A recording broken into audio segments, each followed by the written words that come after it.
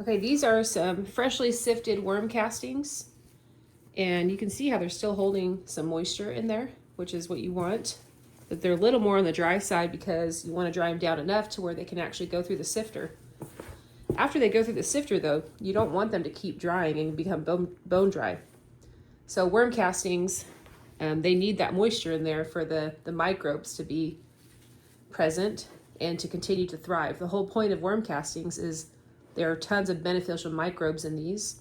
So when you put this on your houseplants or in your garden, those beneficial microbes are able to go in there and help your plant, or in your garden, help your plants absorb nutrients and cycle nutrients so much better. If these are bone dry, you know, a lot of those microbes are going to die off. A lot of times when you add moisture again, there are some microbes that will bounce back, but a lot of the original microbial population will die off. And the whole point of it is to keep it. And so the way you store this, at least the way I do, you know, I most of the time I either use this or I sell it right away. I don't have a lot of excess castings very often, but if it's in a mortar bin like this, I like to make sure and check the moisture just like I would on a regular bin. And I do put either newspaper and bubble wrap or just bubble wrap on top like this.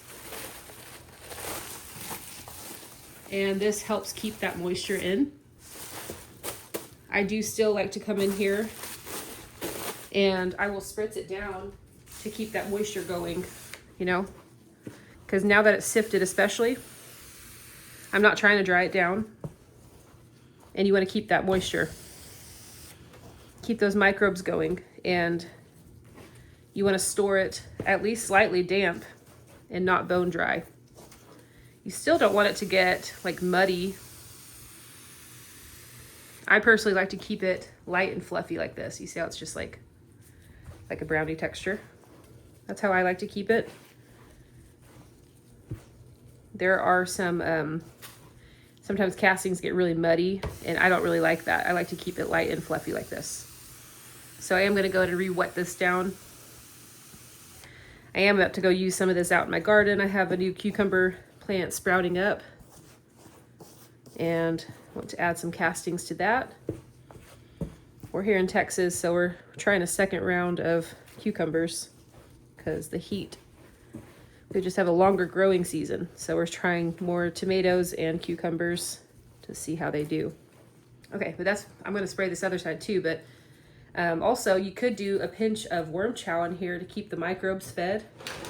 And honestly, there are probably some cocoons in here as well that have fallen through, the really tiny ones. I'm not seeing any, but sometimes they do fall through, and I just expect that. And so if you put a little worm chow in there, like a little sprinkle like this every once in a while, the microbes are gonna eat that up. Keeps them going. And so yeah, that's what I do. And then I just cover it like this, and that keeps the moisture in. And I just check it and make sure it stays about this moisture, to where it's like a wrung out sponge. Like there's no drops coming out actually. So I probably could add a little more, but if it's holding together like that, I feel like for me that's a pretty good moisture. I would feel comfortable shipping this. You don't want it to get too wet and go anaerobic. So fluffing it up is actually beneficial. Keeping airflow inside. Keep those microbes alive, because that is the whole point of all this. If you were to, you could also store these in like a 5-gallon bucket or a tote if you have more castings to store. I would just say the same principles apply. Make sure that the moisture is good. Make sure there's airflow. Like obviously if it's deeper, sometimes it could go anaerobic. So you gotta be careful and make sure you're introducing oxygen back in, keeping the microbes fed and keeping it moist until you use it.